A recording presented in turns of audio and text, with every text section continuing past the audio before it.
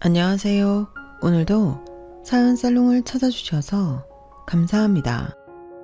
저는 이제 막 2돌을 지난 딸아이를 키우고 있는 초보 엄마입니다. 저는 요가 강사로 일하면서 몸과 마음이 건강한 삶을 살기 위해 매일 노력하고 있어요. 대부분의 사람들은 지금의 제 모습을 보고 제가 언제나 자기 관리를 철저하게 했을 거라고 생각하지만 사실 불과 몇 달 전만 해도 저는 너무나 충격적인 사건을 겪은 나머지 신경이 쇠약할 정도로 힘든 시간을 보냈었어요. 하지만 세상에는 제가 도무지 어떻게 할 수 없는 일도 있다는 사실을 마음 깊이 받아들이고 나니 다시 지금처럼 건강해질 수 있었죠. 저는 그 이후 저와 저희 딸에게만 집중하면서 열심히 수련을 했고 그 결과 다시 건강한 삶을 되찾을 수 있었답니다. 제가 겪었던 충격적인 그 일에 대해서 이야기하자면 제가 처음 남편을 만나서 결혼하게 되었던 그 시절 이야기부터 시작해야 해요. 당시 저는 마사지사로 일하고 있었고 요가는 그저 건강관리 차원에서 꾸준히 하던 운동 중 하나였죠. 저는 매주 목요일마다 독서 모임에 참여하고 있었는데 남편 역시 그 독서 모임의 멤버 중 하나였어요.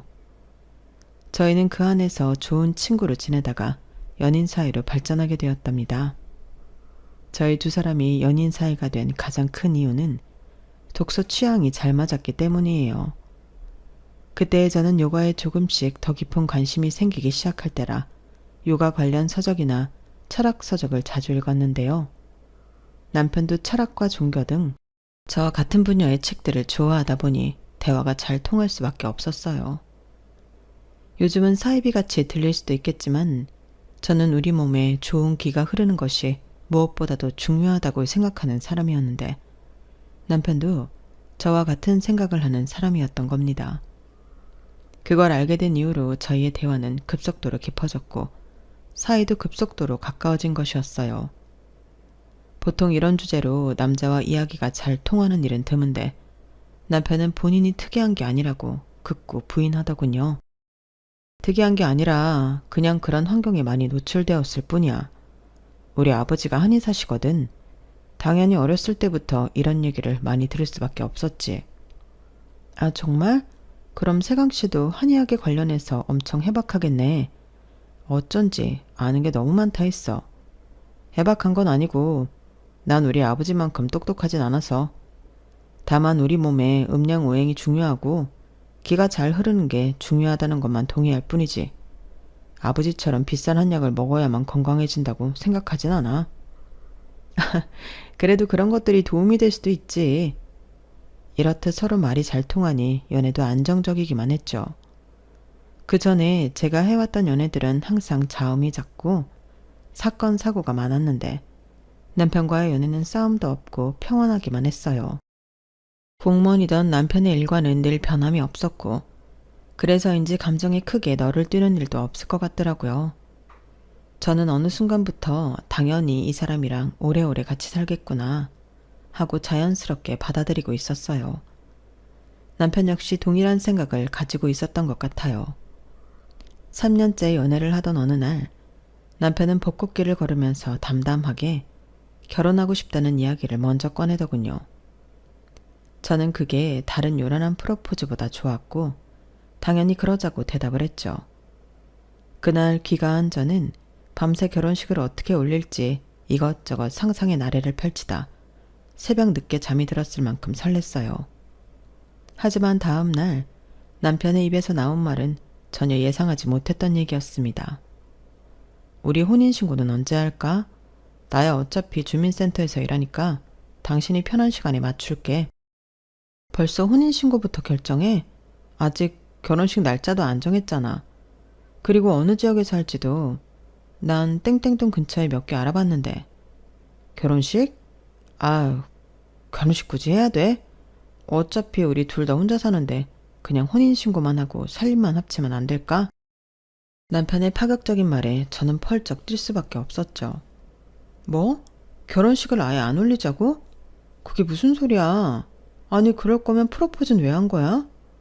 아니, 내 말은 부부가 되자는 거였지 결혼식을 올리자는 건 아니었어. 사실 나는 어차피 지인도 별로 없거든. 그냥 혼인신고하고 같이 살게 되면 그게 결혼이지 뭐야. 그게 무슨 해괴망측한 소리야.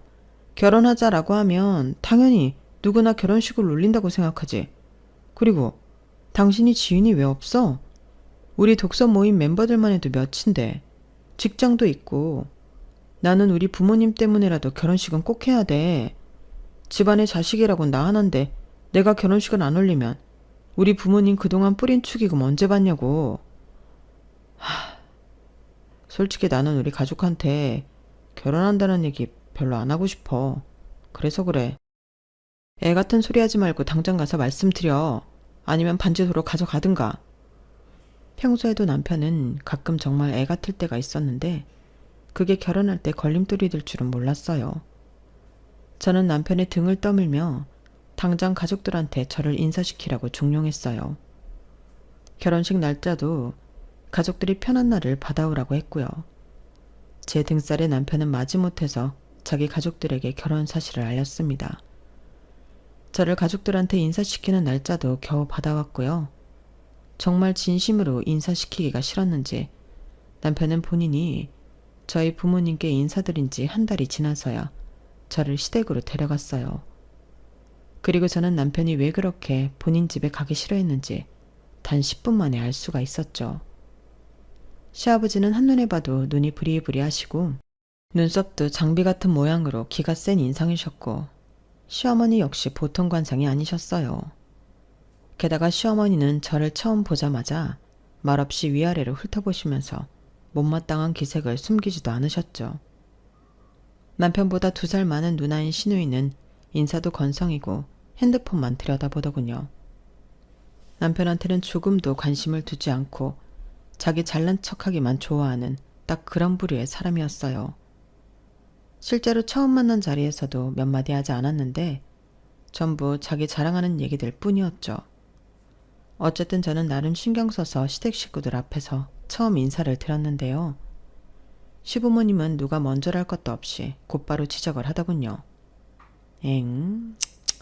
남편 될 사람 가족한테 인사드리러 온다면서 어떻게 청바지를 입고 올 생각을 하니? 어느 집안에서 자랐는지 기본 예절도 안 되어 있구나. 그 마사지인가 뭔가 한다잖아. 배움이 길턱이 없지. 대학이나 나왔나 모르겠구나. 엄마 아버지, 어떻게 첫 마디부터 그런 말들을 할 수가 있어요? 이래서 제가 부모님께 이 사람 인사도 안 시키고 싶었던 거예요. 제가 싫다고 했는데 이 사람이 그래도 인사드리고 싶다고 해서 자리 만든 거라고요. 말씀 좀 가려하세요. 초면에 청바지를 입고 와서 죄송합니다. 그런데 저 대학은 나왔어요. 그리고 네, 마사지사로 일하고 있고요. 저희 가게에 VIP 고객들 많이 오세요. 어머님 아버님도 시간 나실 때 마사지 받으러 오세요. 제가 피로 잘 풀어드릴게요. 어디서 근본도 없는 마사지를 하면서 VIP는 무슨 주제넘는 소리라는 버르장머리 고치려면 너나 내 병원으로 와라. 장침을 꽂아줄 테니. 초반에는 시부모님이 너무 악담을 해서 조금 당황하긴 했지만 애초부터 어느 정도 천대받을 걸 예상하고 갔기에 저는 금방 적응을 했어요. 대화가 안 통한다는 걸 확인했으니 그 다음부터는 불필요한 대화를 하려 애써 노력하지도 않고 열심히 밥을 먹었죠. 막상 제가 말을 안 하니 오히려 시부모님 쪽에서 결혼은 언제 할 거며 신혼집은 어디에 마련할 거냐는 등 이것저것 물어보시더군요. 저는 물어보시는 말에만 친절하게 대답해드렸답니다. 그리고 자리가 어느 정도 마무리될 때쯤 이렇게만 말씀을 드렸어요. 상견례 때는 저희 부모님이랑 어른들끼리 대화하는 자리잖아요. 그날은 오늘 저한테 하셨던 것처럼 비난하거나 지적하는 등의 언행은 삼가해 주셨으면 좋겠습니다. 저나 저희 부모님이 못마땅하신 거 저 존중해요. 그렇지만 저희 부모님한테 공격적인 말씀은 삼가주세요. 저 대바라진 것을 봤나? 어디서 어른한테 눈 똑바로 뜨고 이래라 저래라야? 이 사람 말대로 안 할 거면 저희 결혼식에 오지 마세요. 그럼 아버지는 어차피 오셔도 할 일 없으시고 엄마 대신 화촉 점화해줄 사람도 얼마든지 구할 수 있어요. 두 분 없어도 결혼식 잘만 굴러가니까 장인어른 장모님 앞에서 말씀 가려서 안 하실 거면 그냥 오지 마세요. 남편의 단호한 말에 시부모님은 혀를 끌끌 차시면서도 더 이상 아무 말도 하지 않으셨어요. 그리고 정말로 상견례 때는 말씀을 좀 가려 하시더군요. 그럼에도 싫은 티를 완전히 지울 수는 없었는지 그저 뚱하게 있다가 하셨고, 당연히 저희 부모님은 저희에게 물어보실 수밖에 없었죠. 사돈내외가 영 불편해 보이시던데 괜찮은 거 맞니? 영 이 결혼 마음에 안 들어하는 것 같아. 사실 저희 집이 그다지 화목하지 못해서 그렇습니다. 심려를 끼쳐드려 죄송해요. 하지만 저는 가족들과 거리를 두고 산 지 이미 오래고 결혼하고 나서도 교류할 생각이 없습니다. 신혼집도 일부러 저희 본가와는 먼 곳에 구했고요. 걱정하실 일 없게 하겠습니다, 장모님. 칼같이 시댁과 선을 긋는 남편의 말에 저희 부모님은 안심하고 돌아가셨어요. 과정은 불안했지만 다행히 저희는 무사히 행복한 결혼식을 올릴 수 있었어요. 그리고 남편이 호언장담했던 대로 신혼 때는 정말 시댁과 교류가 거의 없었습니다. 심지어 명절조차도 그냥 지나갔어요. 저보다도 남편이 더 시댁에 가기 싫어하니 저는 더없이 편했고, 덕분에 결혼 초기엔 행복한 나날들만 마음껏 누릴 수가 있었답니다. 그렇게 행복한 생활을 이어가던 중 불행은 어느 날 갑자기 저희 삶에 끼어들었어요. 건강하시던 저희 부모님이 그만 큰 사고를 당하시고 만 거예요. 당시 걸핏하면 몸살이 나고 몸이 허약해지던 남편은 긴 휴가를 냈고, 저희는 푹 쉬면 나아질 거라고 생각해 휴양림에서 열흘 동안 머무를 예정이었는데요. 이틀째 되던 날, 저희 부모님 집에 큰 화재가 났다는 소식을 듣고 급하게 짐을 챙겨 서울로 향했어요. 하지만 치솟는 불길에 가스관이 폭발하면서 아직 구조되지 못하고 집 안에 계시던 부모님이 돌아가시고 말았죠. 서울로 막 진입하던 때에 그 소식을 들었어요. 집 방향으로 향하던 차를 다시 병원으로 돌리면서 얼마나 울었는지 모릅니다. 한날 한시에 부모님 두 분을 전부 열 줄은 상상도 못했으니까요. 화재가 발생한 건 에어컨 실내기가 과열된 게 원인이었다고 하더군요. 저희 부모님 댁 에어컨 실내기였고, 그 일로 저희는 형편이 많이 어려워질 수밖에 없었어요. 법적으로는 부모님 유산으로 보험 및 손해보상금 처리를 전부 해드리고, 남은 빚은 상속 포기로 진행했기에 문제될 게 없었지만, 저희는 피해가 심한 세대에게 따로 또 보상금을 드렸어요. 저희 부부의 형편상 무리한 지출이었지만 조금이라도 더 노력하지 않으면 부모님 장례에서 마음껏 슬퍼할 수도 없을 것 같았거든요. 남편은 한동안 힘들어하는 절 오랫동안 위로해 주었어요. 그리고 겸직 신청을 해서 투잡을 뛰기 시작했습니다. 저도 자발적으로 오버타임 근무를 하며 돈을 더 벌었고요. 그러던 중 다니던 요가 학원에서 요가 강사 자격증 클래스를 오픈한다는 소식을 들었죠. 요가 학원을 오래 다니면서 요가 강사도 잘 나가는 사람들은 돈을 많이 번다는 이야기를 종종 들었던 저는 강사 자격증을 따볼까 고민했어요. 남편에게 이야기하니 남편은 적극적으로 응원해 주더군요. 당신 마사지샵에서 회원관리 잘하잖아. 요가 강사도 똑같을걸? 당신 잘할 수 있을 거야. 한동안은 돈이 더 들어갈 텐데 우리 형편에 너무 무리하는 거 아닌가 몰라. 그 정도는 괜찮아. 내가 일을 더 하면 되지. 난 당신이 도전해봤으면 좋겠어. 고마워. 그럼 한번 해볼게. 남편의 응원에 힘입어 저는 일을 하면서 평일 저녁과 주말마다 강사 자격증을 준비했고 반년 만에 자격증을 딸 수 있었어요. 그동안 남편이 대부분의 살림을 하며 정말 많이 도와주었죠. 택배 일을 정말 하루도 쉬지 않고 했으니까요. 초보 강사가 된 저는 이제 저도 열심히 일해서 그동안 고생한 남편을 쉬게 해줄 수 있을 줄 알았어요. 그런데 제가 수업을 하나둘씩 시작할 때쯤 이해가 안 되는 일이 하나둘씩 생기기 시작하는 겁니다. 남편이 자꾸 밤에 잠을 잘 못 자고 시름시름 앓더군요. 원래 정말 건강한 사람이었는데 결혼한 이후에 한 번씩 크게 아프더니 점점 그 빈도가 잦아지는 듯 했죠. 특히나 이 시기에는 건강에 영 좋아질 기미도 보이지 않고 계속 아팠다 덜 아팠다만 반복하고 있었어요.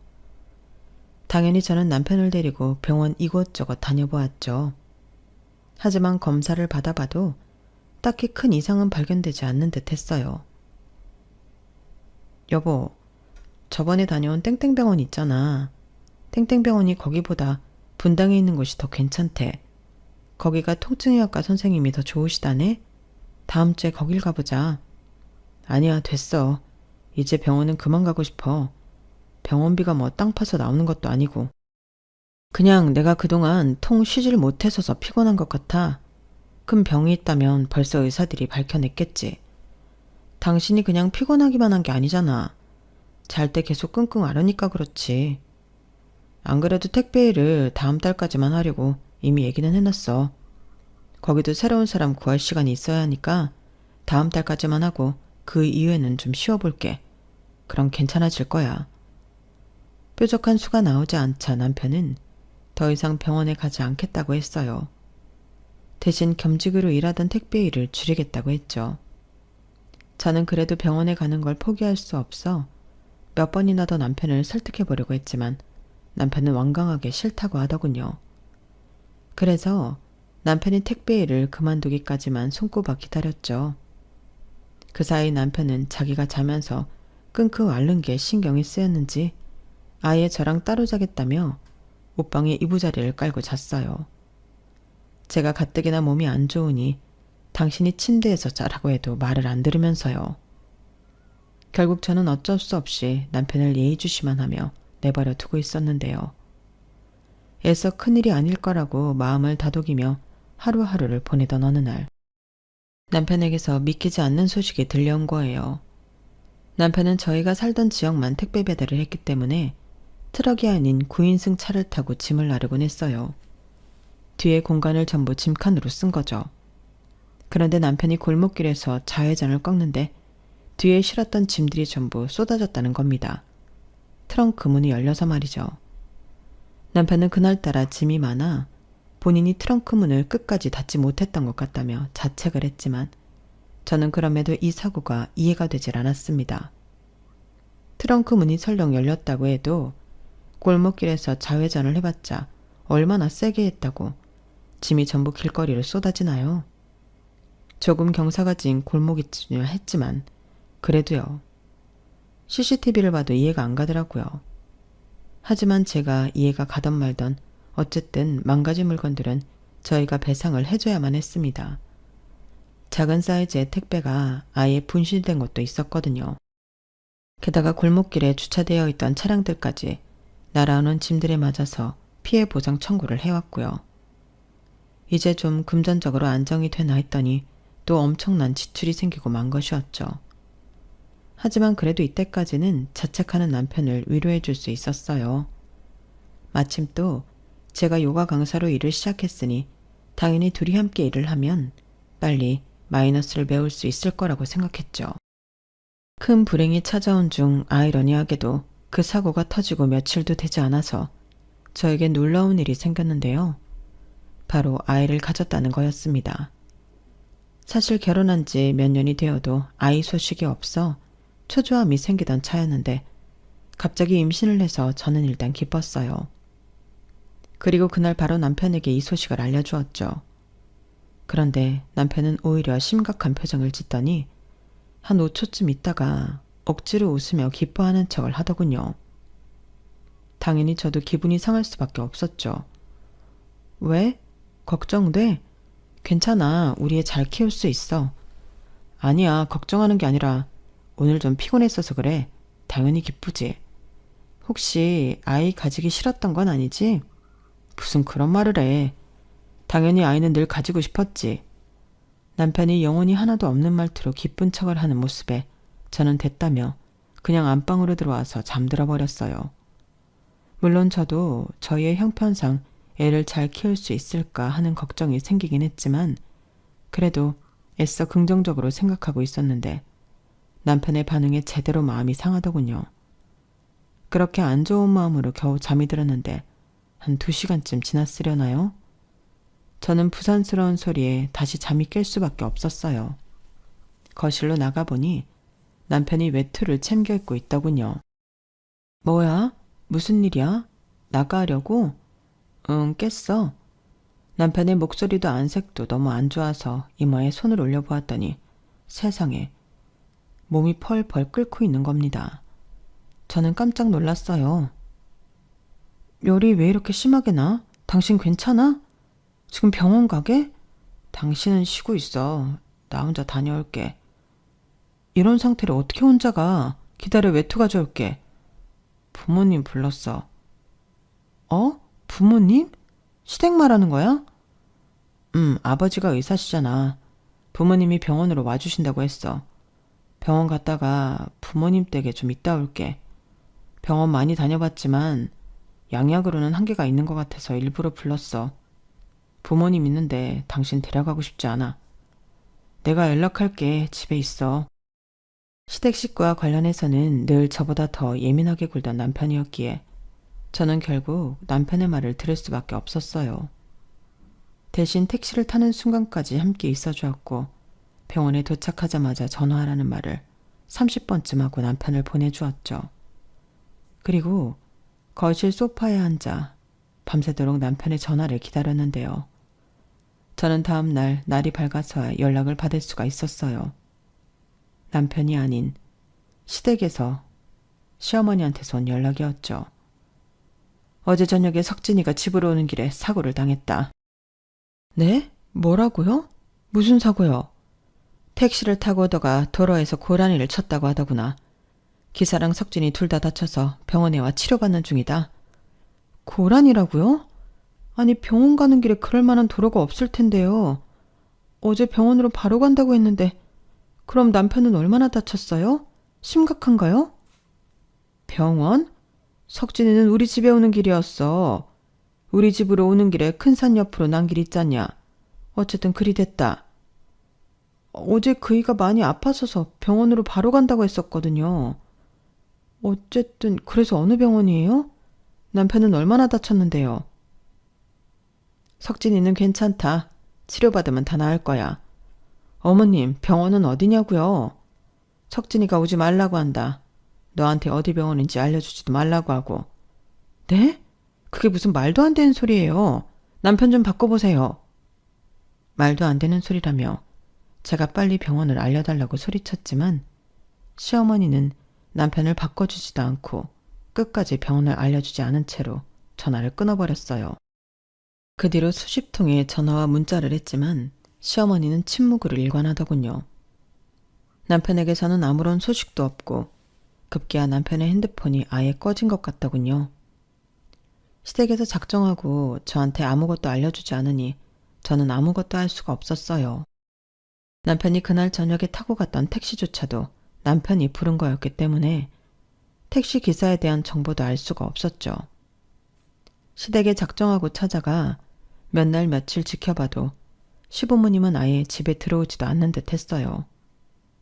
저는 미친 사람인 척하고 경찰까지 들어가 그날 고라니를 치고 사고가 났던 차량이 있는지 알아봐달라고 부탁했지만 아무런 사건 없이 그런 걸 찾아줄 수는 없다며 번번이 거절만 당하고 말았답니다. 그렇게 한 달이 지났어요. 저는 그렇게 어느 날 갑자기 남편을 한 달 동안이나 못 보고 산 사람이 되었어요. 그런데 한 달 후에 드디어 시어머니한테 다시 연락이 왔습니다. 핸드폰에 시어머니 번호가 뜨자마자 저는 미친 사람처럼 전화를 받았는데요. 시어머니가 전해온 소식은 청천벽력 같은 소리였어요. 남편이 사망했다는 것이었죠. 지금 장례식 마치고 돌아오는 길이다. 가지고 있던 짐은 알아서 처분해. 앞으로 우리가 따로 볼 일은 없을 것 같구나. 지금 무슨 소리를 하시는 거예요? 난데없이 갑자기 전화해서 남편이 죽었다고요? 어머님 같으면 그 말을 믿겠어요? 저희 남편이 갑자기 왜 죽어요? 대체 무슨 일인데요? 그간 몸이 많이 아팠다고 들었다. 그런 와중에 사고까지 당하니 몸이 벼터내질 못한 모양이야. 어쨌든 할 말 다 전했으니 이만 끊으마. 어머님! 저는 정신이 나갈 만큼 화가 나서 전화가 끊기자마자 곧바로 시댁으로 향했어요. 시댁 앞에서 몇 날 며칠이라도 있을 기세였죠. 그간 시댁에 항상 인기척이 없었는데 그날 갔더니 놀랍게도 불이 켜져 있더군요. 저는 미친 사람처럼 초인종을 100번도 더 누르고 문을 미친 듯이 두드리며 당장 나오시라고 고래고래 소리를 질러댔어요. 시댁 식구들은 꼼짝도 않고 나올 기미를 보이지 않았죠. 저는 과장 하나도 없이 3시간을 넘게 그 앞에서 계속해서 난동을 부렸습니다. 그랬더니 시아버지가 문을 열고 나오더군요. 저는 시아버지를 보자마자 득달같이 달려들었어요. 시아버지를 옆으로 밀치고 시댁 집 안으로 들어가려고 했죠. 하지만 시아버지가 더 힘이 세시더군요. 시아버지는 저를 붙잡고 집에서 먹거름 떨어뜨려 놓았습니다. 제가 아무리 화가 난 상태여도 덩치 큰 할아버지를 이기지 못하더라고요. 당시 임산부여서 그랬던 것 같기도 하고요. 시아버지는 정승같이 딱 집 앞을 버티고 절 온몸으로 막아섰습니다. 아버님, 저희 남편 어딨어요? 애들 엄마가 연락하지 않았냐? 석진이는 죽었다. 말도 안 되는 소리 하지 마세요. 지금 그걸 저더러 믿으라는 거예요? 아버님 얼굴이 지금 아들을 잃은 사람의 얼굴이냐고요. 갑자기 남편이랑 생이별을 하게 만들어 놓고 죽었다는 말 한마디면 다 되는 줄 알아요? 사실을 말했을 뿐이다. 우리 당연히 힘들지. 네가 아무리 미친 사람처럼 날뛰어봤자 하루아침에 자식을 잃은 부모만큼 힘들지는 않을 거다. 이만했으면 이제 그만 가라. 저는 배우자예요. 게다가 그 사람 애를 임신하고 있다고요. 제 아빠가 갑자기 한 달 동안 사라졌다가 이제는 죽었다는데 아버님 같으면 제정신일 수 있어요? 아버님이랑 어머님 행동이 너무 수상하잖아요. 지금 전 두 사람 말 안 믿어요. 남편 사망 신고라도 하셨어요? 죽었으면 어디에 묻었는데요? 제대로 답을 하시란 말이에요. 시아버지는 한동안 아무 말 없이 저를 쳐다보기만 했어요. 워낙 표정이 없으셔서 대체 무슨 생각으로 절 쳐다보고 있는지 모르겠더군요. 다시 말이 없어진 시아버지를 붙잡고 저는 다시 남편의 행방을 물으며 고래고래 소리를 질렀어요. 울고불고 화를 냈다가 매달려도 봤다가 난리를 쳤지만 시아버지는 미동도 없이 가만히 계셨죠. 제가 지쳐서 힘이 없어지자 그제서야 시아버지는 마지막 한마디를 하고 다시 집으로 들어갔어요. 인정하기 힘들겠지만 석진이는 정말로 죽었어. 화장했고 유언에 따라서 뼈가루는 강에다 뿌렸다. 지금 임신한 상태면 몸 그렇게 함부로 쓰지 말아라. 남편이 갔어도 애는 이제 태어나는데 애를 봐서라도 정신을 차려야지. 의미 없는 짓 그만두고 이제 들어가 쉬거라. 저는 어쩔 수 없이 그날은 다시 집으로 돌아왔어요. 하지만 몇 날 며칠 더 시댁을 찾아갔죠. 그렇지만 그날 이후로 한 번도 시댁 식구들을 다시 볼 수 없었습니다. 이 모든 일이 너무 현실적이지 않아서 당시 저는 제가 머리가 어떻게 된 줄 알았는데요. 그나마 제가 정신을 붙들 수 있었던 것은 산부인과에서 검진받으러 오라는 연락을 받았기 때문이었어요. 그 연락을 받고 시아버지 말대로 임산부인데 너무 제 자신을 돌보지 못했다는 것을 퍼뜩 깨달은 것이었죠. 당장은 남편을 찾으려고 동분서주하며 뛰어다니는 것보다 아이를 건강하게 잘 낳아야 하는 게 더 중요한 일이었습니다. 그걸 위해서 몸 관리도 잘하고 돈도 예전처럼 다시 잘 벌어야 했죠. 그래야 출산 전후로 일을 쉬더라도 금전적으로 버틸 수 있을 테니까요. 저는 아이를 생각하면서 억지로 정신을 차려 다시 제대로 된 생활을 하기 시작했어요. 그러면서도 틈틈이 경찰서나 그 근처 병원 등을 찾아가 남편 이름으로 들어온 환자가 없었는지 물어보고 다녔죠. 혹은 그 이름으로 사망 접수나 사망 신고가 되어 있는지도 물어보았어요. 그런데 그 어떤 병원에서도 남편을 치료했다는 얘기를 듣지 못했고 경찰에서조차 계속 사망 신고가 안 되어 있다고만 하고 발벗고 나서서 남편을 찾아주진 않더라고요. 그뿐만 아니라 경찰서에서는 자꾸만 찾아오는 저에게 원래 집 나간 배우자는 경찰에서 찾아줄 수 없는 거라며 정신 차리라는 얘기를 했어요. 저더러 심리 상담이라도 받으라고 하더군요. 저는 그런 소리를 들은 이후로 경찰에 찾아가는 걸 관두고 남편을 찾으려는 노력도 관뒀습니다. 점점 배가 불러와 움직이는 게 힘들어진 탓도 있었고요. 결국 저는 혼자서 아이를 출산했어요. 산후조리원 갈 돈이 없어서 바로 집으로 와서 아이를 혼자 돌보는데 너무 힘들어서 눈물이 저절로 줄줄 났죠. 출산과 동시에 마사지샵과 요가 학원에서 해고를 당했어요. 그 전에 남편을 찾겠다고 매일같이 시댁이며 경찰서, 병원을 돌아다니다 보니 일을 제대로 못했었기 때문에 어찌 보면 당연한 결과였죠. 퇴직금을 받긴 했지만 애 키울 생각하면 푼돈에 가까웠습니다. 그런 상황에서도 모유 수유를 하기 위해 편의점에서 인스턴트 미역국을 사 먹는 제 모습이 스스로 너무 처량하더군요. 몇 달 동안 아이랑 둘이 지내며 몸은 하루하루 축났고 저는 더 이상 울 힘도 없어질 정도로 기력이 쇠하고 있었어요. 신생아를 돌보느라 잠도 제대로 못 자니 우울증이 날로 심해져만 갔죠. 계절이 3번쯤 바뀌었을 때 이대로는 애도 죽고 저도 죽겠다 싶어서 저는 무작정 택시를 부르고 시댁으로 향했습니다. 무작정 초인종을 누르고 인터폰 카메라 앞에 아이를 들이밀고 있었어요. 처음에는 애를 보고도 문을 안 열어주더라고요. 초인종을 몇 번 더 누르자 아이가 울기 시작했고 그제서야 시어머니가 현관문을 열고 나오더군요.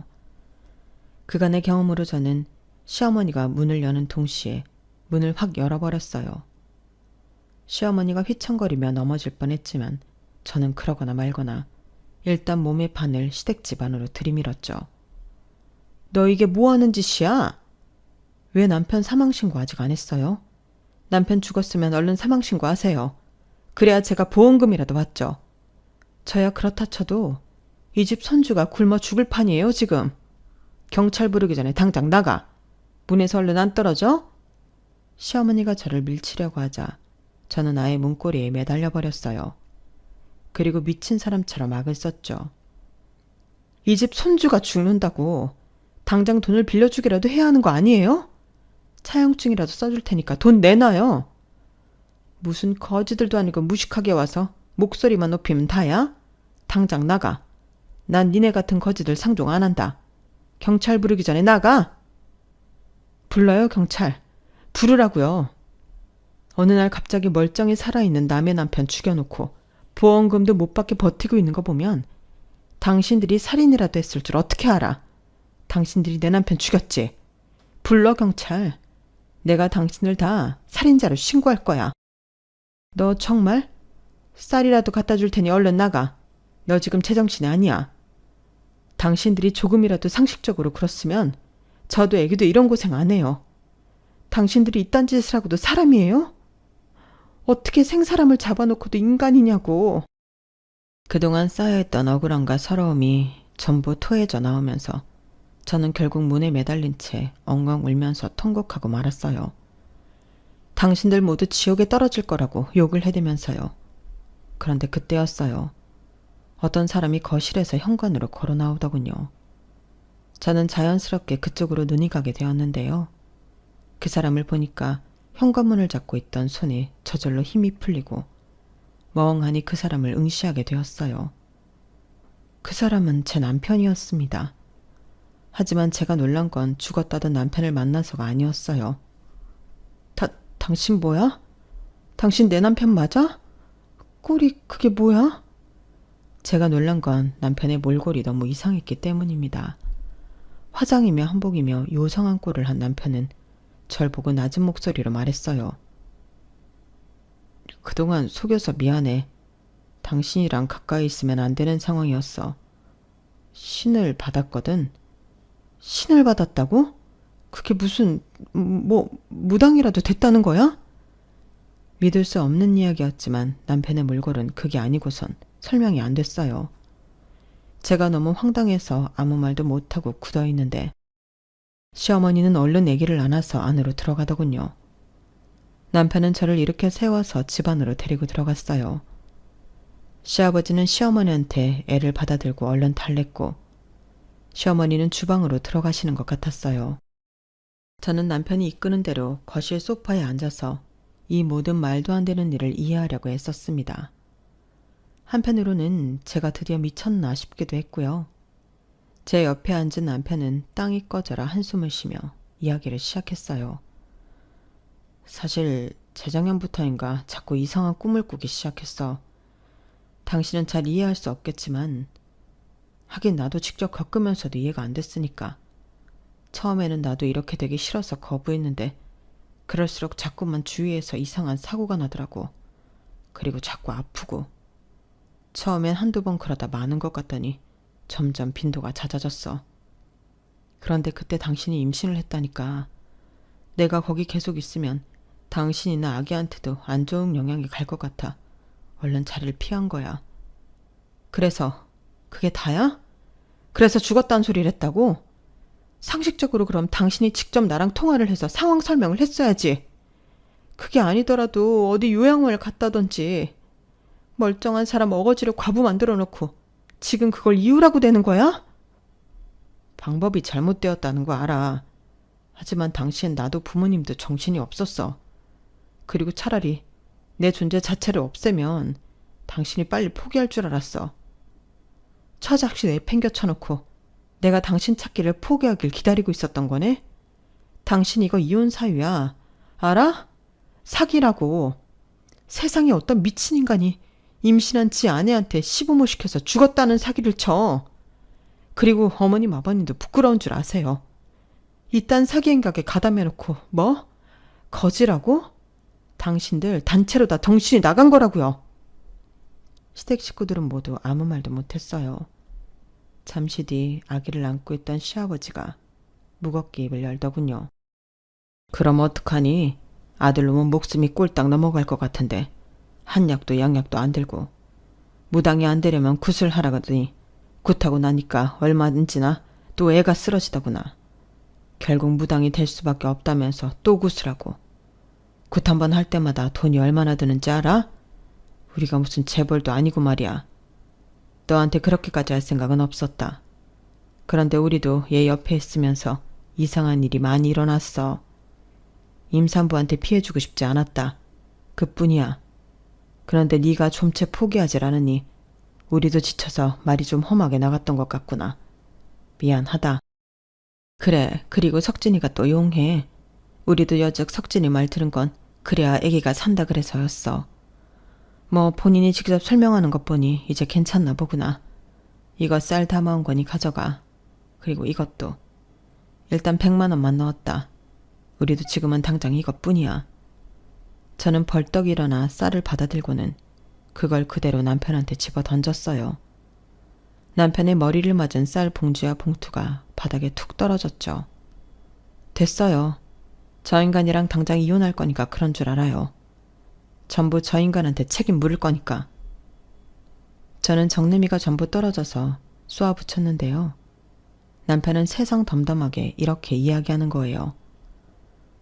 원하는 조건을 적어와. 전부 합의해주고 이혼할게. 그리고 이 집에 다시 찾아오지 마. 애한테 안 좋아. 당신이랑 나랑 결혼 전에 사주를 봤어야 했는데. 너무 평안한 모습에 저는 속이 뒤집혀 쌀봉지를 집어들고는 남편한테 마구 휘둘렀어요. 쌀봉지가 터지고 남편 볼이 새빨갛게 부어오르는데도 남편은 그냥 맞고 있더군요. 저는 씩씩대면서 아기를 다시 안아들고 돈봉투도 집어들고 집으로 돌아왔어요. 그리고 변호사의 힘을 빌려 남편에게 집과 양육비, 정신적인 피해 보상 등 최대한의 보상을 요구했죠. 남편은 그 변호사 상담 비용까지 내주었고 모든 내용을 전부 합의해 주더군요. 저희는 그렇게 이혼했어요. 알아보니 무당은 처음 몇 년 동안 돈을 정말 잘 번다고 하더라고요. 그때가 신기가 가장 세다나요? 어쨌든 그래서인지 남편은 지금까지 양육비도 상당히 많이 보내주었어요. 처음엔 이 기가 막히는 상황에 일이 손에 잘 잡히질 않았는데 시간이 지나면서 차츰 마음의 안정을 되찾고 육아에 집중할 수 있게 되었어요. 그리고 다시 요가 강사로 취직도 했고요. 그동안 제 자신도 아이도 너무 방치해 놓았기에 저는 더더욱 육아와 제 건강을 챙기는 일에 엄청난 집중을 해야 했답니다. 생활이 안정궤도에 들어서니 전 남편의 입장도 얄궂다는 생각이 들긴 하더라고요. 하지만 저한테 말도 안 되는 사기를 쳤던 건 지금까지도 용서가 안 되는 부분이네요. 제가 겪었던 기가 막힌 이야기는 이렇게 끝이 난답니다.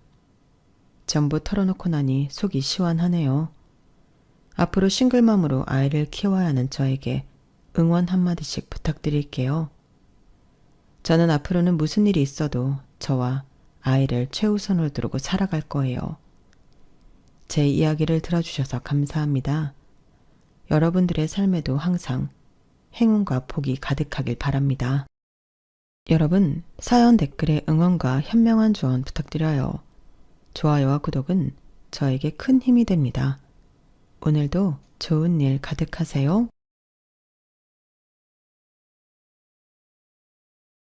안녕하세요. 오늘도 사연 살롱을 찾아주셔서 감사합니다. 칠순을 몇 달 앞두고 자식들과 연을 끄는 아버지입니다. 부모가 돼서는 자식과 연 끄는 게 무슨 자랑이라고 사람들 앞에서 대놓고 떠드느냐 하시겠지만 오죽하면 그러겠습니까? 고슴도치도 쥐 새끼는 예쁘다 한다고 저도 제 자식이라면 끔찍할 정도로 아껴왔던 사람입니다. 내 입에 들어갈 거 빼서 내 새끼들한테 하나라도 더 먹이고 살았고 뼈를 갈아가며 일해서 내 새끼들 공부 한 자라도 더 시키려고 노력했습니다. 그런데 그거 다 소용없는 일입디다. 자식들이 머리 좀 크고 나니까 지들이 잘나서 잘된 줄 알지 부모 생각은 눈꼽만큼도 안 해요. 부모는 지들이 돈 달라면 주고 집 사달라면 사주고 땅 사달라면 땅도 퍼주는 호구인 줄 알더라니까요. 100번 양보해서 내 새끼 위한 거니까 해줄 수도 있다 칩시다. 그런데 그래도 지 애비가 오늘 내일 하는데 병원엔 코빼기도 안 보이고 유산 받을 생각만 하는 놈들을 언제까지 자식이라고 떠받들 수 있겠습니까? 아마 모르긴 해도 이 방송에 나가고 나면 자식놈들도 땅을 치고 후회할 겁니다. 하지만 그놈들도 알아야 해요. 버스 떠난 다음에 손 흔들어 봤자 소용없다는 걸요. 저는 밥 굶지 않고 사는 게 평생 소원일 정도로 찢어지게 가난한 집에서 태어났어요. 위로 형과 누나가 6이 있고 밑으로는 남동생이 하나 있었는데 6.25 전쟁 중에 큰형과 둘째 누나가 세상을 떠나서 내가 떠났을 땐 위로 4명만 남아 있었어요. 그러다 국민학교에 다니던 무렵 월남으로 파병 나갔던 셋째 형마저 전쟁터에서 세상을 떠나면서 8남매였던 우리 형제는 5남매가 되어버렸습니다. 자식을 앞서 보낸 부모님은 남은 자식들이라도 건사하려고 무진장 노력을 하셨지만 없는 살림에 아무리 발버둥 쳐도 나아질 기미가 안 보였어요. 할 수 있는 게 농사밖에 없는 깡촌에서 돈을 벌면 얼마나 벌 수 있었겠어요. 땅 한마지기 없이 남의 땅을 부쳐먹는 형편이니 밥은 제대로 먹고 살았겠습니까? 허구한 날 굶고 풀떼기나 뽑아먹는 실정이었죠. 그나마 둘째 형이 외지로 나가 돈을 벌기 시작하면서부터는 그래도 굶는 날보다 굶지 않는 날이 더 많아졌어요. 없는 집에서 맞이 대신 맏딸 노릇을 해야 했던 둘째 누나는 고생을 참 많이 했습니다. 돈에 팔려가다시피 동네에서 소문난 남봉꾼한테 시집을 갔는데 허구한 날 맞아서 얼굴에 멍이 가실 날이 없었거든요. 그래도 누나를 그렇게 때린 뒤에는 지도 미안한 건 알았는지 누나 손에 쌀이며 곡식을 지어주곤 친정에 다녀오라고 하더라고요. 눈탱이가 밤탱이가 되어가지곤 그래도 식구들 먹일 생각에 한 걸음의 집으로 달려오던 누나를 생각하면 아직도 가슴 한구석이 시려옵니다. 제가 고등학교 입학을 앞두고 집안 형편이 어려워 학업을 포기해야 했던 그때도 동생 공부를 시키겠다고 남편한테 통사정을 해서 등록금을 마련해줬는데 그때 누나 얼굴을 아직도 잊을 수가 없어요. 매형한테 얼마나 맞았는지 한쪽 눈이 떠지지 않을 정도로 보랏빛으로 퉁퉁 부어 있었거든요. 어린 나이에 학교를 다닐 수 있게 됐다는 기쁨도 잠시 그 꼴을 보고는 도저히 참을 수가 없더라고요. 그 길로 매형한테 달려가 우리 누나가 맞은 것 이상으로 정신없이 패버렸습니다. 그때 누나가 울면서 저를 말리더군요. 상철이 너 네가 뭔데 내 남편을 때려? 네가 깡패야? 건달이야? 한 번만 더 내 남편한테 손대봐. 이 사람 죽으면 그때 너 죽고 나 죽는 거야. 그래도 남편이라고 몸으로 막아서며 악을 쓰는 누나를 보니 정신이 확 들더군요. 내가 무슨 짓을 벌였는지 그제야 파악이 된 저는 그 길로 뛰쳐나와 서울로 도망쳤습니다. 주머니에 누나가 마련해준 등록금이 있던 탓에 서울로 가는 기차표도 사고 한동안 배는 곪지 않았지만 길을 가다 경찰만 보면 심장이 철렁 내려앉는 기분이었어요. 혹시라도 매형이 잘못된 건 아닌지 아니면 매형이 정신이 들자마자 경찰에 신고한 건 아닌지 걱정이 꼬리를 물고 이어져서는 하루도 마음 편할 날이 없었어요. 그 걱정에서 벗어날 수 있었던 건 그 후로 2년쯤 지나고였습니다. 당시 저는 남대문 시장에서 지게 나르는 일을 하고 있던 때였는데 서울로 수학여행을 온 친구 녀석을 우연히 만나지 않았겠습니까? 녀석 말로는 그때 그 일로 매형은 한동안 병원 신세를 져야 했고 사돈댁에선 깡패 새끼를 자식으로 둔 집구석이랑은 사돈 못한다며 저희 누나를 친정으로 보냈다더군요. 그래도 산 정이 있어서 그런가 네 매형이 니네 집까지 찾아가 다시 데려가더라. 지도 그간 한 짓거리가 있는데 어린 처남한테 맞아서 쥐어 터졌다고 조강지처를 벌이는 게 말이 되냐? 맞은 걸로 치면 네 누이가 훨씬 더 많이 맞고 살았는데. 그렇게 정리됐으니까 시간 나면 한번 집에 내려와라. 언제까지 이러고 살 순 없잖냐. 친구놈 말에 그간 가슴을 묵직하게 누르던 돌덩이가 사라지긴 했지만 그렇다고 고향으로 갈 수는 없었어요. 저 때문에 누나도 그렇고 부모님도 그렇고 그 고생을 하게 만들었는데 무슨 낯짝으로 가겠어요. 돈이라도 벌어서 밭대기라도 살 돈을 가지고 있다면 모르겠지만요. 그래서 죽기 살기로 돈을 벌었습니다. 지게 일도 하고 식당 배달 일도 하고 공사판에서 벽돌 나르는 일도 하면서 쉬는 날도 없이 일을 했어요. 오죽하면 주변에서 어린 놈이 돈독이 올라 저런다는 말을 했겠어요. 그래도 저는 돈 좀 모아서 누나한테 받은 등록금도 돌려주고 우리 가족 부쳐먹고 살 땅떼기 좀 살 수 있다면 이 한 몸 으스러져도 상관없다고 생각했어요. 하지만 근 10여 년 만에 돌아온 고향은 정말 많은 게 변해 있었어요. 그렇게 길을 쓰고 돈을 모았는데 정작 고향에 내려갔을 땐 누나는 이미 죽고 없었거든요. 평생 고생만 했지 병원에도 한번 못 가본 누나는 무슨 병인지도 모른 채 시름시름 앓다가 세상을 떠났다고 했어요. 매형네 선선 한기퉁이에 쓸쓸하게 놓인 둘째 누나 묘 앞에서 한참을 목 놓아 울었습니다. 못난 동생이 이제야 누나한테 은혜도 갚고 서울 구경도 시켜드리려고 했는데 돌아올 수 없는 강을 건너시다니. 지난 10여 년 동안 발버둥 치며 살았던 그 시간들이 부질없게만 느껴졌어요. 돈 벌어서 은혜 갚겠다고 서울에서 아등바등 할 시간에 고향에 내려와 누나한테 사죄하고 밥이라도 한 끼 함께 먹을 걸 그랬다는 뒤늦은 후회가 들었어요. 둘째 누나는 제게는 엄마 같은 존재였거든요. 제가 7살 무렵 어머니께서 세상을 떠나셨는데 그때 이후로 둘째 누나는 제게 있어 엄마나 다름없었어요. 씻기고 먹이고 재우고 그걸 다 둘째 누나가 해주었으니까요. 그래서인지 둘째 누나의 죽음은 다른 형제들의 죽음과는 또 달랐어요. 제 마음의 한구석을 도려낸 것처럼 쓰리고 아팠거든요. 누나의 죽음 외에도 고향집은 많은 게 변해 있었어요. 제가 집을 나오던 당시에도 연세가 꽤 되셨던 아버지는 그 사이 더 연로해지셔서 허리가 굽어 거동이 불편하셨어요. 그런 아버지를 대신해 집안 가장 노릇을 하는 건 둘째 형이었어요. 외지에 나가 살다가 몇 해 전에 형수랑 고향으로 돌아왔다고 하더군요. 막내 여동생은 농사일을 도우며 집안 살림을 맡아 하고 있었어요. 그런데 다들 자기 자리를 지키고 살아가는 걸 보니 이상하게 서운한 마음이 들더라고요. 아마도 내 빈자리가 하나도 보이지 않아서 그랬나 봅니다. 고향에 다녀온 뒤 한동안 일이 손에 잡히지 않았어요. 살아가야 할 이유를 잃은 사람처럼 마음이 허공에 뜬 채로 도무지 마음을 잡을 수가 없었어요. 그때 저를 잡아준 건 제 아내였습니다. 아내는 제가 공장에서 일하던 시절 만난 사람인데 제가 속해 있던 미장팀이 밥을 대고 먹던 밥집 딸이었어요. 고향에 다녀온 뒤로 일도 손에 안 잡히고 사는 게 사는 것 같지 않던 시절이었는데 그때 아내를 처음 보고는 텅 빈 것 같던 마음이 채워지는 기분이었어요. 아침 일찍 팀원들이랑 밥을 먹으러 식당 문을 열면 벚꽃처럼 환하게 웃어주며 맞아주는 아내 모습에 가슴이 설렜었죠.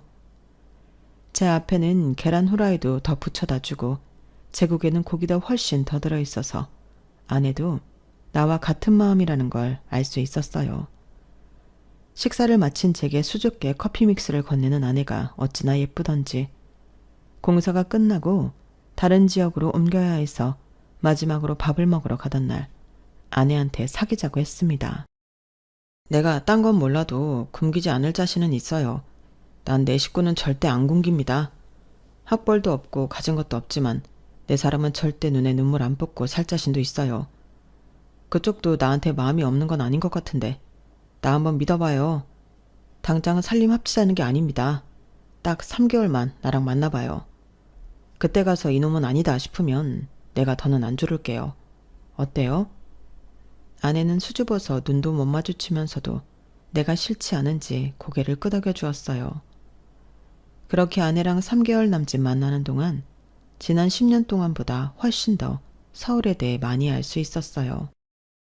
지금은 사라지고 없는 옛 조선 총독부 건물에 있던 국립중앙박물관에도 가보고 지금은 옛 모습으로 복원됐으나 당시엔 동물원과 놀이시설이 있었던 창경원에도 가보고 서울의 상징이라고 할 수 있는 남산타워도 그때 처음 가봤어요. 서울 곳곳에 이렇게 멋진 곳이 많은 줄 그제야 처음 알았을 정도로 저는 그동안 돈 버는 데만 혈안이 돼서 살았던 거예요. 그러다 아내를 만나 사는 재미도 느끼고 열심히 번 돈을 함께 쓸 사람이 있다는 게 얼마나 행복한 건지 새삼 느낄 수 있었습니다. 처음 3개월만 만나달라고 했던 것과 달리 우리 부부는 사귄 지 3개월 만에 살림을 차렸어요. 지금이야 결혼식 한 번 하는데 수천에서 수억을 쓴다고 하지만 그때는 그런 게 어딨나요. 여유가 되면 예식장에서 하고 형편이 안 되면 그냥 혼인신고만 하고 사는 거죠. 게다가 장인 장모님이 실향민이라서 처가 쪽에 부를 식구들도 없었어요. 저희 쪽도 딱히 부를 친척이 없는 건 마찬가지였고요. 그래서 월세방 하나 구해서 신혼살림을 차렸습니다.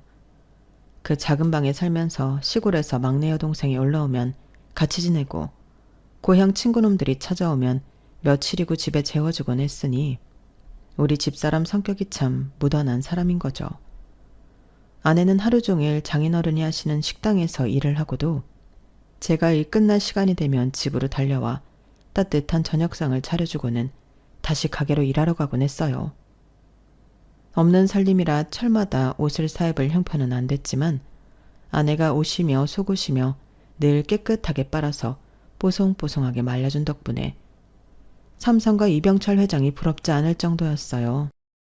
솔직히 저는 태어나서 이렇게 극진한 대접을 받아본 적이 없었기 때문에 아내의 손길이 닿은 모든 게 다 고맙기 그지 없었습니다. 생활력도 있고 살림도 잘하는 아내는 결혼하고 이듬해 아들까지 제 품에 안겨주었습니다. 출산한 뒤에도 애 우는 소리에 제가 깰까봐 우는 애를 안고 집 앞 골목을 서성이던 아내 모습은 아직도 잊을 수가 없어요. 공사판에서 하루 종일 일하는 사람 잠이라도 편히 자야 하지 않겠냐며 자기는 신경 쓰지 말라고 하는데 이런 착한 아내를 어떻게 고생을 시킵니까? 업고 다녀도 모자랄 사람을요. 결혼 전에 고생 안 시키겠다고 약속을 했지만 그 마음을 다잡은 건 전적으로 아내 때문이었어요. 남들 쉴 때도 내 몸 한 번 더 움직여서 몇 푼이라도 더 버는 게 내 아내를 고생에서 벗어나게 하는 유일한 돌파구다 생각하고 정말 돈에 미친놈처럼 죽어라 이래서 돈을 모았습니다. 그런데 일당 받아오는 돈 모으는 것만으로는 가난을 면하기 힘들겠다는 생각이 들더라고요. 난 혼자 몸이 아니라 업체를 만들어 직원을 여럿 두고 일을 하면 훨씬 더 큰 공사도 딸 수 있고 그러면 버는 돈의 규모도 달라지니까요.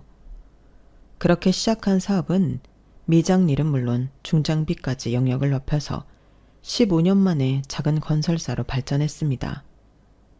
비록 대기업 하청을 받아 공사를 하는 회사긴 했어도 한창 아파트 붐이 있었던 덕에 재미 좀 볼 수 있었어요. 그러다 90년대 후반이 되면서부터 시중에 자금이 말랐다는 걸 체감할 수 있었고 건설 쪽이 사양길에 접어들었다는 것도 어렴풋이 알 수 있었어요. 그래서 하던 사업을 적당한 업자한테 넘기고 앞으로 뭘 해먹고 살지 고민을 해보기로 했어요. 그동안 사업한다고 삼남매를 아내한테만 맡겨온 것도 미안하고 해서 한동안 여행도 좀 다녀볼 요량이었죠. 그동안 번 돈도 꽤 돼서 돈 걱정이 없으니 할 수 있는 결정이었어요. 그런데 회사를 팔고 반년도 안 돼서 나라에 큰 사건이 터진 겁니다. IMF 사태였죠. 건설사, 은행, 대기업 할 거 없이 하루아침에 부도가 나서 실업자가 되는 가장들이 수두룩했어요. 저도 그때 회사를 팔지 않았다면 어떻게 됐을지 모를 일이었어요. 그때 은행에 집이나 건물들을 담보로 맡기고 돈을 갚지 못해 경매로 쏟아진 매물이 한둘이 아니었어요. 현금을 보유하고 있는 사람들만이 바닥까지 떨어진 집과 건물을 헐값에 사들일 수가 있었어요. 바로 저처럼요. 새로운 사업을 하려고 은행에 넣어둔 돈으로 건물을 사고 경기가 나아지기 시작하면서 건물을 담보로 대출을 받아 또 다른 건물을 사들이는 방식으로 총 3개의 건물을 수중에 넣을 수 있었습니다. 돈이 돈을 번다는 말은 과언이 아니라는 걸 그때 실감할 수 있었어요. 그런데 모든 일에는 일장일단이 있다고 평생 땀 흘리고 일해서 돈을 벌던 제가 너무 쉽게 재산을 불리게 되자 생각지도 못한 일들이 생기더라고요. 이전까지 연락도 뜸하던 형제들과 친인척들까지 그렇게 연락을 하는 거예요. 그 중에는 작은 매형도 있었어요. 상철이 너 기억나냐? 네가 날 개패듯이 해서 내가 죽다 살아났잖냐. 남이라면 병원비에 위자료까지 죄받아냈겠지만 네 누나가 어린 놈 인생 한번 살려달라고 그렇게 빌어서 내가 꾹 참고 봐줬다. 너 그거 잊으면 안 된다.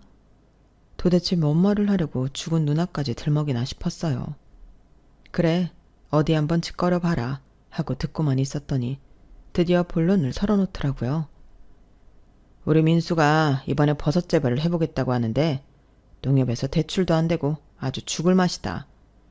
애비가 되어선 자식이 큰맘 먹고 일 좀 해보겠다는데 도움도 못 주고 내 체면이 말이 아니다. 그래서 말인데 네가 돈 좀 만들어 보내라. 서울서 빌딩도 3개나 가진 놈이 설마 돈이 없다고는 하지 않겠지? 이럴 줄 알았습니다. 역시나 돈이더라고요. 저놈은 평생 우리 누나를 개패듯이 했던 건 생각 않고 저한테 한번 맞은 건 위자료를 받아야겠다니 완전 도둑놈 심보 아닙니까? 내가 돈이 썩어나도 저런 놈한테는 동전 하나 줄 생각이 없었어요. 돈이야 있죠. 매형 말씀대로 빌딩이 3개나 있는 놈이 돈 없다 그러면 안 되죠. 그런데 딱 매형한테 줄 돈은 없네요. 매형도 자식 외에 영 끊어진 처남한테 연락해 돈 구걸하시는 거겠지만 저도요. 내 새끼들 남들 못지않게 입히고 먹이고 가르치느라 써야 돼서 남줄 돈은 없어요. 뭐?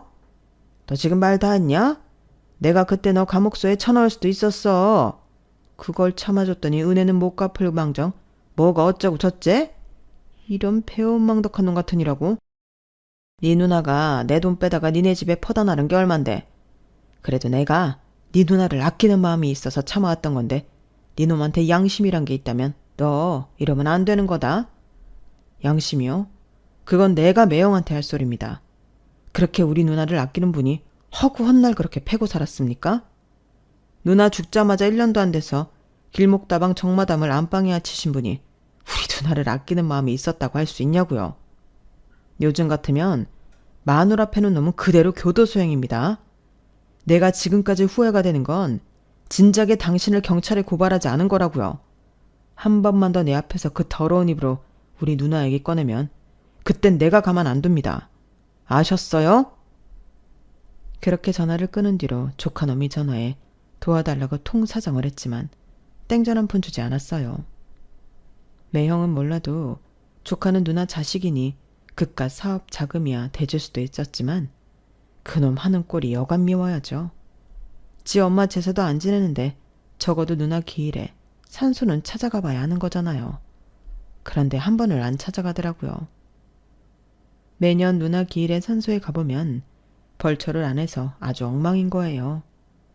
동네 사람들한테 물어보니 그 집 식구들은 아무도 산소에 발걸음을 안 한다더라고요. 명절에 선산을 찾을 때도 제 누나 묘에는 술도 한 잔 안 따라 놓는다니 참 매정한 인간들이에요.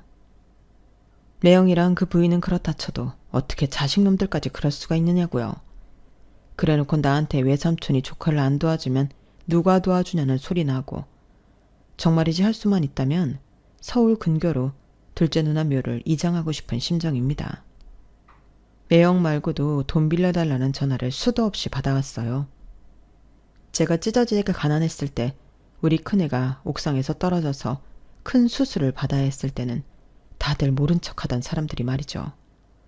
그때 장모님이 금반지며 시집 올 때 가져왔던 폐물들을 팔아서 수술비를 대주지 않으셨다면 우리 아들은 아마도 이 세상 사람이 아니었을 거예요. 정작 우리 식구가 힘들 때 도움을 준 사람들은 아무 말이 없는데 어떻게 된 게 안면 몰수하던 인간들만 돈 빌려달라는 연락들을 하는 건지 잘못돼도 한참 잘못된 것 같습니다. 돈을 벌고 생활에 여유가 생기고 가장 좋았던 건 뭐니 뭐니 해도 내 새끼들이 원하는 걸 다 해줄 수 있었다는 걸 겁니다. 저는 자식이 아들 둘에 딸 하나가 있는데 셋 다 해외로 어학연수도 보내주고 막내딸은 중학생 때부터 호주로 유학을 보내서 영어를 무척 잘한답니다. 두 아들 녀석들도 중고등학교 때부터 학원에 과외까지 돈 안 아끼고 지원을 해주었고 덕분에 대학도 다들 이름 있는 대학에 보낼 수 있었거든요. 자식들이 남들이 부러워할 만한 직장에 취직해 가정까지 이뤘으니 부모로서 뭘 더 바라겠습니까? 그런데 자식이 원하는 건 뭐든 해줬던 게 어찌 보면 자식들 인생에 독이 됐는지도 모르겠어요. 이놈들이 가정까지 이룬 뒤에도 늙은 애비한테 수시로 손을 벌리니 말입니다. 제가 아내 말이라면 양잿물도 마실 놈이란 걸 아는지라 툭하면 지 엄마 통해서 돈을 요구해 오는데 이게 날이 갈수록 정도가 심한 거예요. 지 자식 교육시키는 교육비까지 나한테 떠넘기니 이거야 참. 아니 이제 하다 지 자식 유치원비까지 나보고 내라는 거야? 그럼 어떡해요. 큰애 수입으론 힘들다는데. 그러면 자기 형편대로 자식 교육을 해야지. 능력도 안 되는 놈이 무슨 영어 유치원을 보낸다고 다 늙은 애비한테 손을 벌려? 예은이 애미도 그래. 지 남편 벌이로 힘들면 지도 같이 벌 생각을 해야지. 결혼한 지가 언젠데 여직 집에서 놀면서 요가니 피타니 필라 머시기니 지 몸 만들 생각만 하고. 아니 지가 미스코리아 나갈 거야? 탤런트가 될 거야. 허튼 데 쓸 돈 아껴서 지 자식 공부시킬 생각은 안 하고 어쩜 그렇게 생각이 없나 몰라. 여보, 그러지 말고 이번 한 번만 도와줘요. 요즘 애들은 다 다닌다는데 예은이 혼자만 영어 유치원 안 보내면 애가 얼마나 기가 죽겠어요. 당신은 손녀딸이 남들 앞에서 기죽고 있으면 보기 좋겠어요? 그러니 이번 한 번만 도와줍시다. 다 원참. 지들 결혼할 때 아파트 사줘, 임신했다고 태교여행 보내줘, 애 낳았다고 차 사줘. 이제 내 영어 유치원비까지 내놓으라니 이거말로 칼 안 든 강도가 따로 없구만. 에휴, 못난 놈들. 큰아들 녀석은 지 엄마를 시켜 지 딸님이 영어 유치원비까지 받아갔어요. 몇 달만 처음엔 도와달라는 놈이 1년이 넘도록 영어 유치원비 낼 날이 되면 지 엄마한테 문자를 보내서는 꼬박꼬박 받아가더라고요. 그래놓곤 철마다 가족여행으로 해외 곳곳을 다니는 걸 보니 속에서 천불이 났어요. 우리 부부는 정작 돈이 있어도 엄두가 안 나 해외여행 한번 못 가가는 처진데 말이죠. 큰놈이 이 모양이면 둘째는 좀 나아야 할 텐데 그놈은 한술 더 뜨는 놈이에요. 지 부모한테도 장사를 해먹는 놈이라니까요. 아빠, 요즘엔 연세 드신 분들도 다들 캠핑카 몰고 부부끼리 여행 다니신다니까요. 캠핑카 하나 있으면 호텔비도 안 들지. 차 타고 가다가 경치 좋은데 차 세워놓고 밥도 해먹으면 밥값도 안 들지. 이거 완전 남는 장사라니까요. 아버지가 타시다가 나중에 저한테 물려주시면 대대로 쓸 수 있다고요. 그러니까 이참에 아빠도 캠핑카 한 대 사세요. 제가 아는 형이 캠핑카 수입업을 하는데 기가 막힌 매물이 나왔거든요. 지금 그거 사시면 시중가보다 30% 싸게 살 수 있어요. 아빠는 중장비도 다룰 줄 아시는 분이니까 캠핑카 운전하는 건 일도 아니잖아요. 아빠가 운전하는 거 보면 엄마가 한눈에 반할걸요? 어때요? 사실 거죠? 하루가 멀다 하고 집에 찾아와 지 엄마랑 나한테 캠핑카 타령을 하는데 결국엔 아내가 하나 사자고 하는 바람에 덜컥 계약을 했지 뭡니까. 그런데 캠핑카를 사놓기가 무섭게 시험 운전을 한다느니 작동법을 익혀야 한다느니 하면서 지놈이 먼저 차를 끌고 다니더라고요. 지 가족들 태우고 평일이고 주말이고 할 거 없이 전국 팔도를 누비고 다니는데 정작 차주인 저는 캠핑카를 사고 1년이 다 되도록 운전석에도 한번 못 앉아봤습니다. 그런데 이놈이 언제부턴가 캠핑카가 흥미가 떨어졌는지 차고에 넣어두고 손도 안 대지 뭡니까. 그래서 모처럼 아내를 태우고 여행이나 가볼까 했더니 글쎄 차가 꼼짝을 안 하는 거예요. 아는 정비사한테 견적을 받아봤더니 엔진을 갈아야 한다는 거예요. 아니, 산지 1년도 안 됐는데 무슨 엔진을 갈아? 에이, 무슨 소리야. 이거 못해도 10년은 좋게 넘게 탄 것 같은데 겉만 멀쩡하지 속은 완전 늙은이야. 이런 걸 돈 주고 산 거야? 얼마나 줬는데? 아들놈이 신형이라고 했던 캠핑카는 겉만 번지르르한 중고였고 그나마도 아들놈이 엉망으로 타고 다닌 탓에 엔진이고 그 밖에 부품이 마모돼서 폐차를 해야 하는 상황이었어요.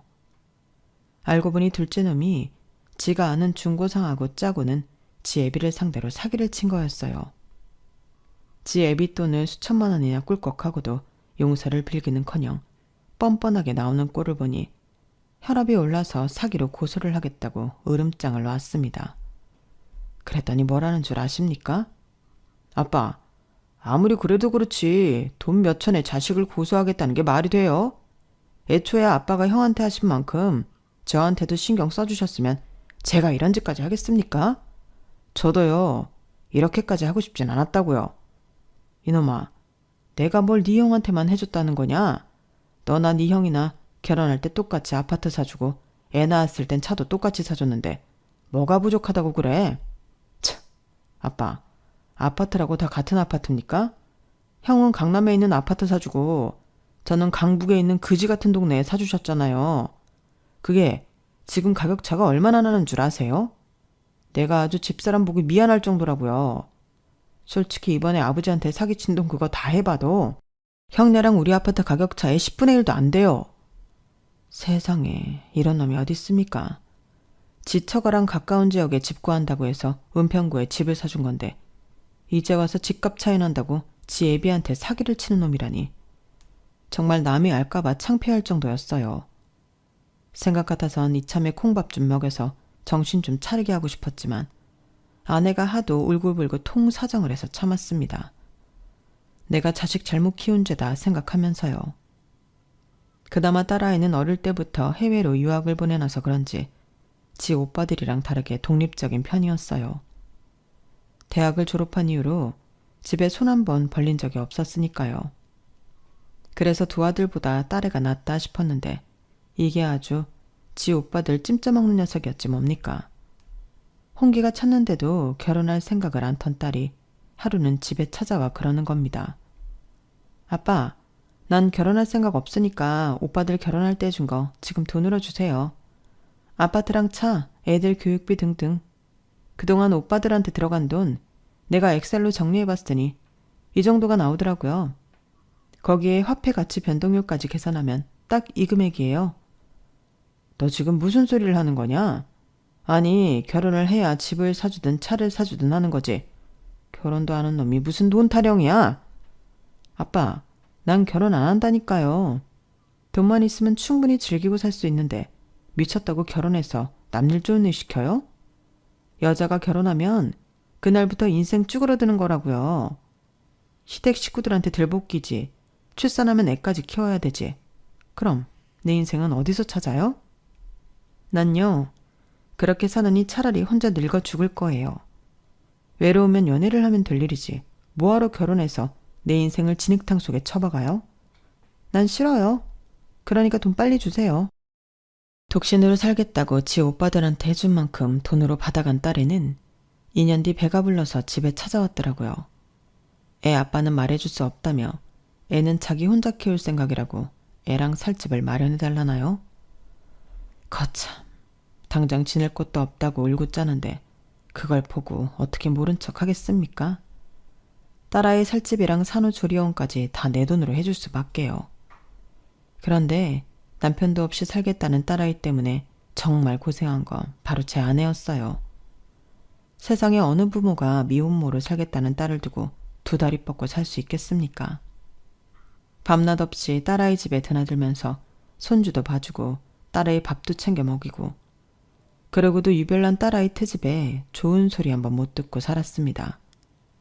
애한테는 유기농 채소만 먹여라. 소고기는 한우만 먹여라. 이거 해라 저거 하지 마라. 상전도 이런 상전이 없었어요. 그렇게 딸자식 시집살이를 하던 아내는 6년 전 대장암으로 세상을 떠나고 말았습니다. 아내가 죽고 나자 한동안 살고 싶은 생각도 들지 않았어요. 그 큰 집에 혼자 덩그러니 앉아서 하루가 가기를 기다리는 것밖에는 아무런 낙이 없었어요.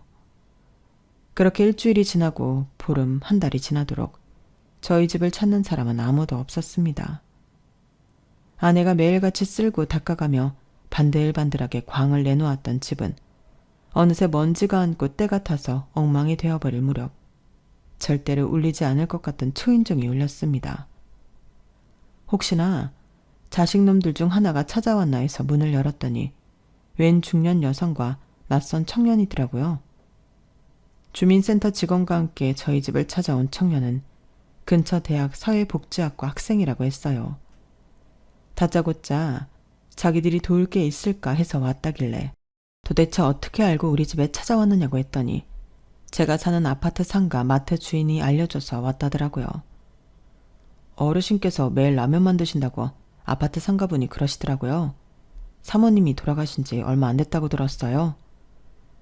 그러고 보니 아내가 세상을 떠난 뒤로 입맛도 없고 딱히 해먹을 줄 아는 것도 없어서 매일같이 마트에서 라면을 사다 먹었더니 그걸 보고 주민센터에 연락한 모양이더군요. 내 자식들도 나 몰라라 하는 판에 이웃이 라면만 먹는 걸 보고 주민센터에 대신 도움을 청해주다니 그래도 아직은 인정이 있는 세상이다 싶었어요. 어르신, 제가 도와드릴 테니까 인터넷으로 돌봄 서비스 신청을 하세요. 그래야 정식으로 도움을 받을 수 있어요. 젊은 청년은 자신이 들고 온 전자기기를 꺼내 저 대신 독거노인 돌봄 서비스를 신청해 주었어요. 그리고는 그날 이후 민석이라는 청년은 매일같이 우리 집에 찾아와 밥은 먹었는지 필요한 건 없는지 물어가며 집 청소도 도와주고 저를 데리고 근처 공원으로 산책도 가주곤 했습니다. 처음엔 청년의 방문이 불편하기만 했던 저도 조금씩 청년과 서스럼 없이 지내게 되었고 그러는 사이 청년은 대학을 졸업하고 정식으로 사회복지사가 되었어요. 자기 관할구역이 아님에도 매일같이 출퇴근길에 찾아와 말벗도 해주고 같이 밥도 해먹는 사이가 되었죠. 도대체 어떤 부모 밑에서 가정교육을 받고 자랐길래 이리도 바르게 자랐나 싶어 하루는 부모님은 뭐 하는 분이냐고 물었더니 부모님이 안 계세요. 태어나자마자 시설에 버려졌거든요.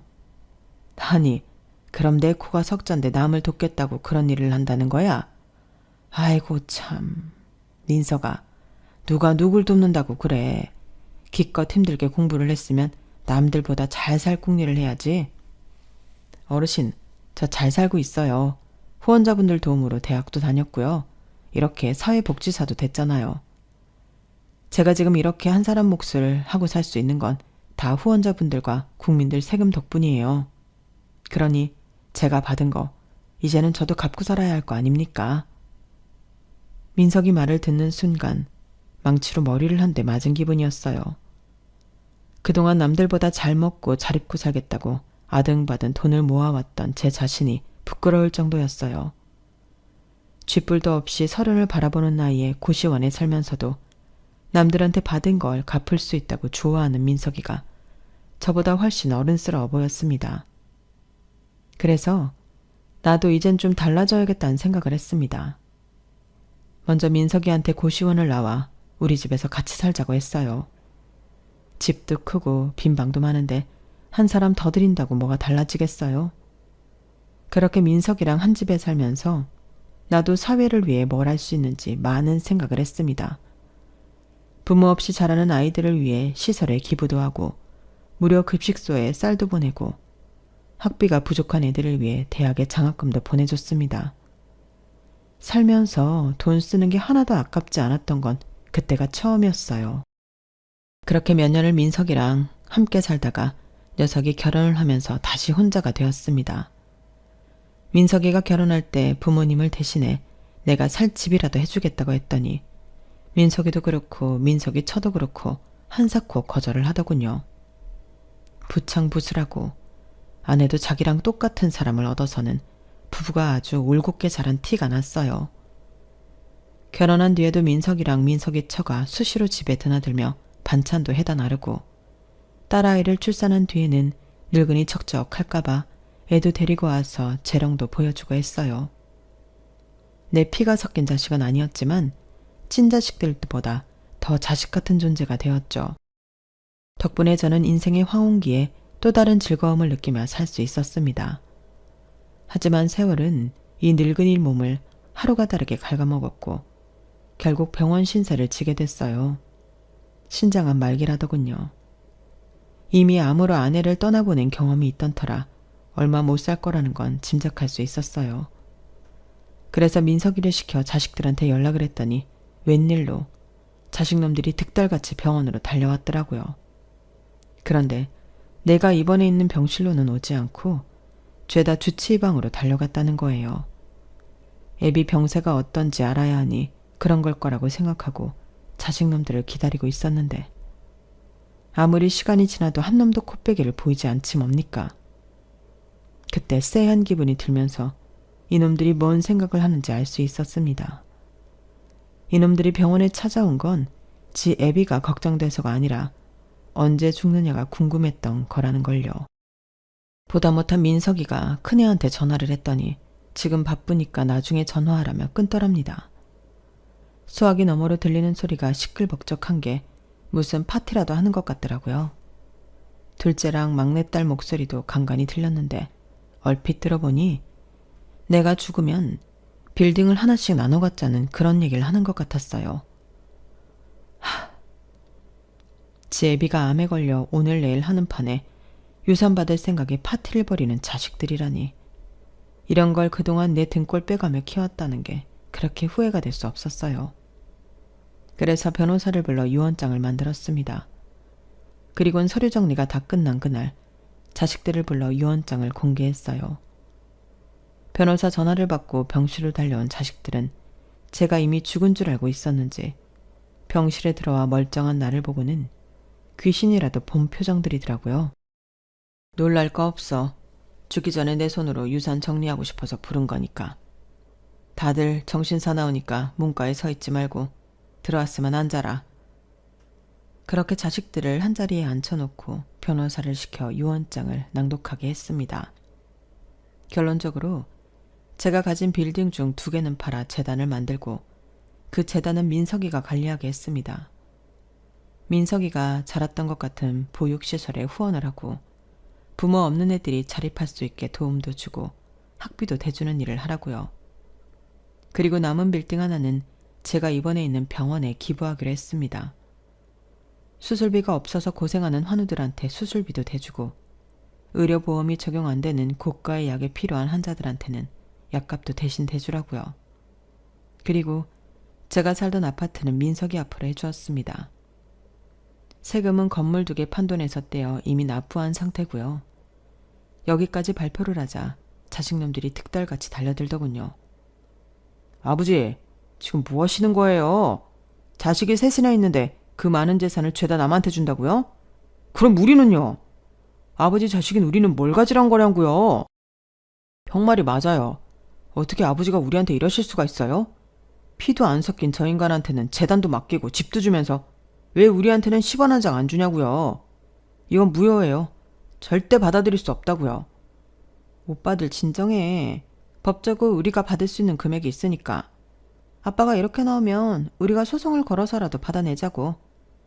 막내딸은 지 오빠들보다 이성적으로 나왔어요. 하지만 이어진 변호사의 말에 지 오빠들처럼 미쳐 날뛰기 시작하더군요. 그동안 아버님으로부터 증여받은 아파트, 차, 그 밖에 거액 현금들을 따져볼 때 소송을 하셔도 딱히 받으실 금액이 없으실 겁니다. 특히 따님은 두 오빠들보다 2배는 더 가져가셨기 때문에 더더욱 그렇죠.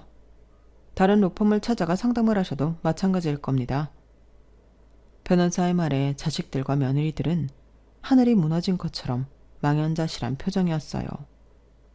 막내딸은 방방 뛰며 울고불고 난리였고요. 그동안 내가 니들한테 너무 많은 걸 줬어. 그러지 말아야 했는데 말이다. 늘 받고만 살다 보니 니들은 받은 거에 대해 고마워하는 마음도 없잖니. 이 예비가 마지막 하는 길에 내 자식들한테 그동안 못했던 참교육을 하려는 거니까 그렇게들 알고 돌아가거라. 그리고 똑똑히 들어라. 부모는 니들이 필요할 때마다 돈을 꺼내 쓸 수 있는 지갑이 아니란다. 부모 자식 간에도 주고받는 게 있어야 하는데 니들은 나한테서 받아가기만 했지 가져온 게 하나도 없어. 그러니 이참에 니들이 어떻게 살았는지 반성하고 니들 자식들한테는 제대로 된 부모가 될 수 있도록 해라. 얘기 끝났으니 다들 나가봐. 피곤해서 자야겠다. 한바탕 난리를 치고 난 뒤 자식들은 개별적으로 민석이한테 연락해 재단이랑 집을 내놓으라고 어르고 달래고 협박까지 했던 모양입니다. 그래서 변호사를 시켜 자식들한테 경고를 했습니다. 한 번만 더 민석이한테 연락해 협박하면 그동안 증여해준 재산도 회수하겠다고 말이죠. 그제야 자식놈들은 잠잠해질 수 있었어요. 저는 여전히 암투병 중이고 언제 세상을 뜰지 알 수 없습니다. 하지만 그래도 죽기 전에 내가 할 수 있는 일을 처리한 것 같아서 시원하기도 하고 한편으로는 마음이 무겁기도 합니다. 내 자식들은 내가 잘못 키운 탓이니 누굴 탓하겠습니까? 부디 여러분은 내 자식이 예쁘다고 내 새끼 입에만 맞는 걸 넣어주지 마시고 옆에 있는 친구들과 나눠 먹을 줄 아는 아이가 되도록 교육하시기 바랍니다. 안 그러면 저처럼 늙어서 후회하게 될지 모르니까요. 지금까지 제 사연을 들어주셔서 감사합니다. 다들 건강하시고 행복하십시오. 여러분, 사연 댓글에 응원과 현명한 조언 부탁드려요. 좋아요와 구독은 저에게 큰 힘이 됩니다. 오늘도 좋은 일 가득하세요.